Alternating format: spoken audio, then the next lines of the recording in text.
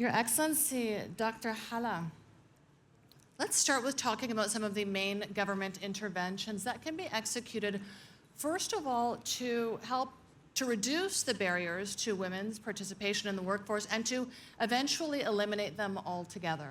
Well, good morning, and I'd like to start by thanking the government of the United Arab Emirates for once again convening this wonderful summit. It's very nice to be here once again after 2 years of being separated physically. Well, let me start by saying that first, closing the gender gap should be core to any strategy. This is very important in order to, if you want to have a really sustainable, resilient strategy, so closing the gender gap is crucial. Answering your question, there are some main parameters for that, some prerequisites for that. First, you should have a political will. Political will is key. It's the main support, makes the societal support if you have a political will. The second thing is having the institutional framework. You should have a strategy. You should have legislations, decrees that support the existence of women in leadership positions, in boards, and having the right capacity building and skill set, because we do need women in leadership positions, but we need capable, qualified women. So you need also to create role models everywhere. Creating role models and setting by example is very important for the societal impact and for the cultural impact of having women and closing the barriers. And let me give you an example with what Egypt has done. Of course, we had a huge, unprecedented political support from the president himself, from His Excellency, the president. He gave a huge political support. He believed in women capabilities. So now we have 25% of the women in the cabinet are female. But I always say it's not the number.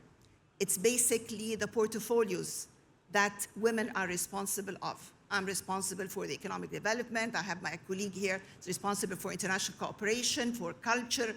We have the environment. So it's at the heart of the government policy making.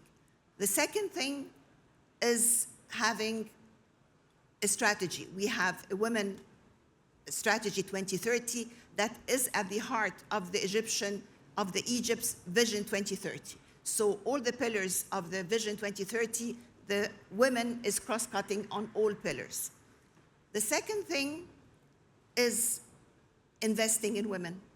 We have a lot of programs that we are investing in women leadership and also investing in 2 dimensions, investing in women in leadership position because we need women who are decision makers, and at the same time investing in less privileged women. So we have a lot of programs for entrepreneurship, in order to make women able to have micro enterprises, to eradicate poverty and to have their skill set to make them really self-financed and self-independent. We also had a lot of decrees that increased women representation on boards because women on boards are decision-making women. So now we have in the stock market and in the banking sector, at least 2 female are represented on the boards of these institutions. So now we increased to reach about 16% of women on the board seats of the financial and the banking sector, and we are about to reach 30% by the year 24-25. So these main pillars, in addition, of course, to having a lot of role models, I think is very important for the cultural and for the societal impact of women.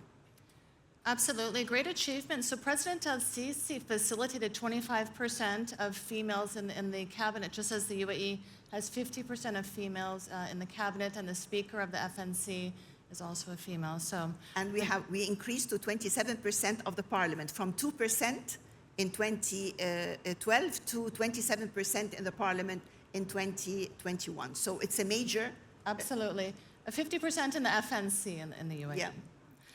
Your Excellency, Ms. Alaoui, what actions and key tools do you feel need to really be deployed to overcome obstacles that women are facing in terms of participating in economic activity? First of all, good morning, everyone, and allow me to thank Her Excellency bin Khalfan Al-Rumi for the kind invitation to be part of this panel with such impressive women. As Her Excellency said, I think there is, I would say, two levels, one in the public sector and the second one in the private sector, but the government is, I would say, responsible for implementing all a very comprehensive action plan to empower women in both worlds. In public sector, I think we have very similar journey. 26% of women in the council with very nice portfolio. I mean, very heavy portfolios. Maybe it's because of the crisis, but whatever. We take in what we are given. It's not a problem. Same in the parliament, almost 26% of women present in parliament. And I'm proud to say that in the council portfolio, women are in charge of economy and finance, energy transition, digital transition, tourism.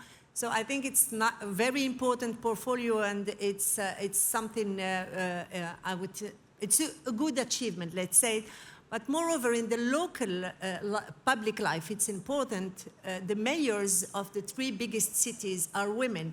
And this is another story because you're dealing with the elected, I would say, authorities. You're facing really very crucial day-to-day topics and problems for the citizen.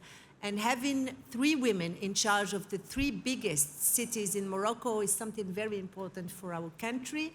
And the association of the region is also chaired by women. So I think having this type of position is a good way to show how women can have a different way to tackle the problems, to face the crisis, and to be fully aware of what is high priorities in the agendas and come with women's solution that matches also men's solutions in sometimes, but can be different, innovative, creative, and I think it's important.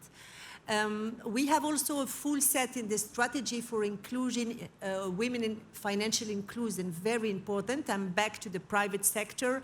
I think there is two words we're thinking about, women in the cities, but let's not forget women in the rural world.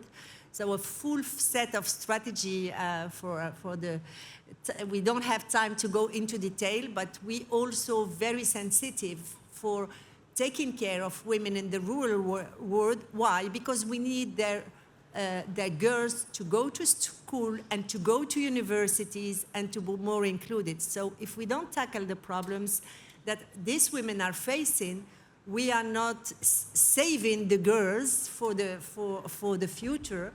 And finally, on the private sector and the business, a lot is done for women, financing their project, pushing them to be entrepreneurs, but also pushing for women to be part of the decision in the board of the directors, in the SOEs, but also in the private sector, because we need to have women in decision-making positions. Your Excellency, Ms. Vidot, now everyone knows that gender equality contributes to global GDP per capita, and I was looking at the numbers for Seychelles, very impressive. According to UN Women, 66% of women in Seychelles are working, compared to 71% of men, so it's relatively close. 47.8% of managers in the Seychelles are women. While there's still a significant pay gap, I mean, the Seychelles is doing much better year on year, according to UN Women. So to what do you really attribute this the success that you're seeing?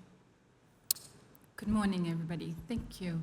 I think, as my colleague has mentioned earlier, it's definitely the political will and the presence of all the ministers, the lady ministers from the cabinet, Seychelles cabinet, their presence here this morning. We are 5 of us.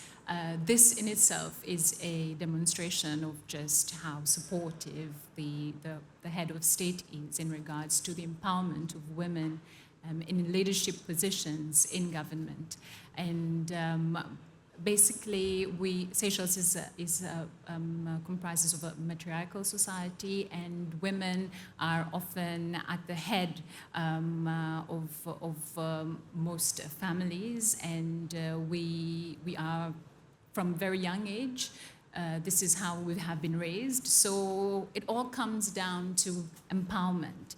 And from a very young age, we have been given we've been taught that all opportunities are available to both girls and boys. So we grow up knowing that our opportunities are limitless. So we strive to do the best that we can with the opportunities that we are given. Of course, resources are always form a limitation. But Seychelles has been successful in establishing the right frameworks, in putting into place institutional arrangements, and I can say comfortably that we're looking towards a success, a very successful way, in the way that we are encouraging more women to take leadership roles in government. And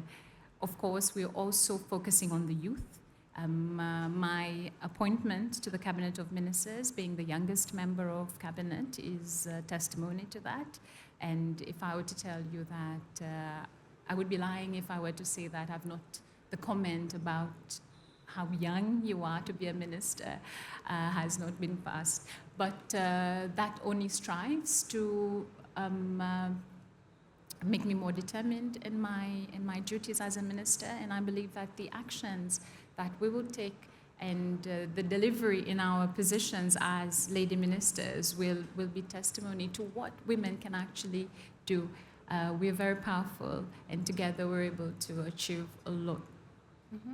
Thank you. So I think what you're saying is that this really starts from home. It has to do with the way that girls are treated, and the way that women are treated at home, and how that develops over time. And Dr. Hala, I'd like to ask you, how can we really support women to reach senior leadership positions? This does have to start in their youth, doesn't it?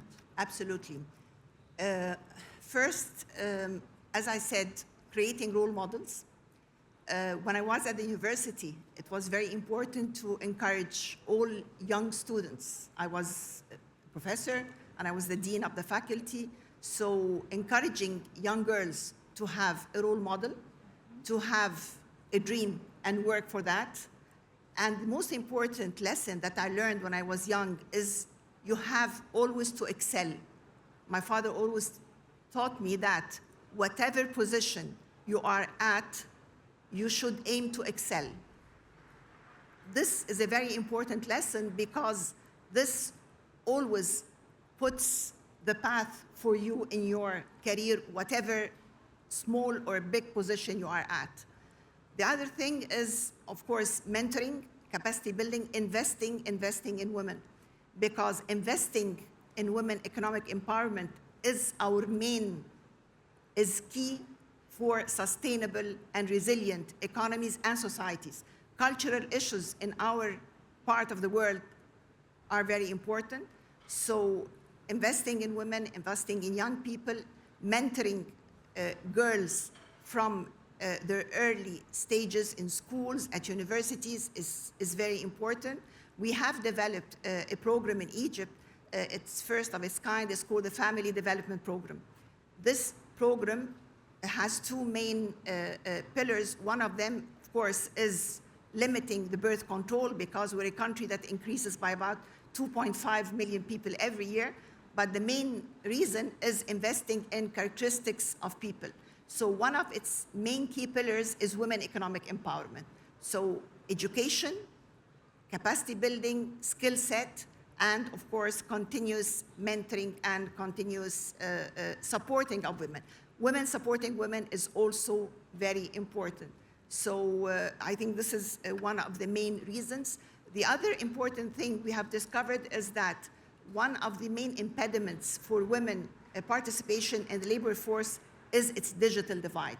There is a great digital divide, so investing in technology, supporting women and guiding young girls to study STEM and to study, as the previous session was mentioning, in technology is one of the key ingredients for more development in women's careers.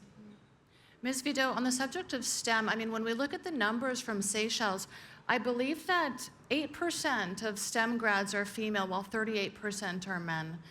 Although, you know, Seychelles is doing very well, it's making strides, what can it do to encourage girls to study STEM and, in effect, better place them so that they can attain senior leadership positions in future? In fact, the Ministry of Education has been in close partnership with the government of UAE, rightly so, because we do have to address this problem when it comes to encouraging our girls to study and incorporate, to study science, mathematics, and subjects like these. So we do recognize that we have a problem, and the important thing is, as a government, when you realize you have a problem, you are able to reach out to those, to governments who have been able to make headway into tackling these problems, and this is what we have done in regards to Seychelles, and I'm happy to report that a delegation actually visited the Seychelles 2 weeks ago, and we have devised an action plan in regards how we're going to tackle this. And I'd like to take this opportunity to thank the government of UAE for extending support. So it's all about learning and growing by using cooperations that we have with each other, learn from each other's experiences, and hopefully the UAE as well can learn in return through this program, can learn from Seychelles. As small as we are, we do hope that we will be able to contribute to a certain extent in regards to your development as well in terms of gender equality. We certainly hope so. And as you know, the UAE is ranked highest in the region in terms of gender equality by the World Economic Forum. So you couldn't be in safer hands partnering with the UAE, I think, on this, and we would love to hear more about it hopefully next year when you come back and see what has developed from the initiative. Your Excellency, Ms. Alaoui, what can we do to really prepare young women so that they can enter senior leadership positions in Morocco? First, I think we need to increase awareness, because I think we assume in this room that the diagnostic is completely shared, but I think it is not yet. And awareness has to be increased in school, universities, in the public and the private sector, and we still need to do effort on this. For girls, I think when I go and talk to them in universities and school, they are 50-50 in the school, so they don't understand my problem, because they don't know that some years after, for some reason, they will be just one room out of 10 men in the rooms. So I think, as Her Excellency said, we need to explain to girls that they can make it, they need to go to universities, that they need to be given the proper position. But 10 years ago, I wouldn't have said what I'm going to say now. We need quotas, we need laws, we need reform, we need to push for women, to finance women, to include them in the jobs and the decision positions, because we cannot be waiting for the moment for women to happen. A lot have been achieved, but I think going strongly in laws and reforms will help. And I'm proud to say that in Morocco, we have a gender-responsive budgeting process, which definitely push all the public policies to be, I would say, sensitive to this gender equality topic. I feel like we could carry on this panel for the rest of the day, but unfortunately we do have to end it. Thank you so much, Your Excellencies, for joining us, and thank you to Your Excellencies and all of our esteemed audience members for joining us. Thanks so much. Thank you.